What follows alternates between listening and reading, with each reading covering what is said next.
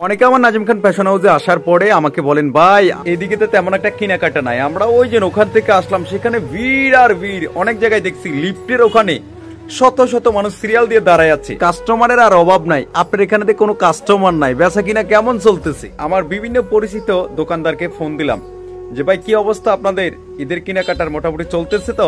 আরে ভাই আর কইেন না। আমি কই কা ভাই কি হইছে কন, খুলি কন একটু। খুলিয়ে কইতে আসি।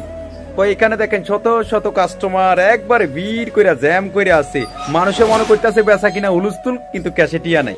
তার মানে হইলো আমাদের শপের ভিতরে আপনারা দেখছেন অনেক মানুষ আইসা একেবারে ভিড় কইরা রাখছে। অনেকে মনে করতেছে বেচা কিনা হুলস্থুল, ক্যাশে টিয়া নাই।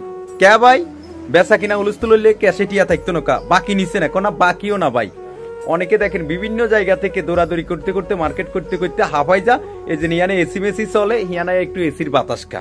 ইয়ালায় অনেকে বাইরে থেকে দেখা মনে করে যে আমার দোকানে বেচা কিনা হুলস্থুল, বাট ক্যাশে টিয়া নাই।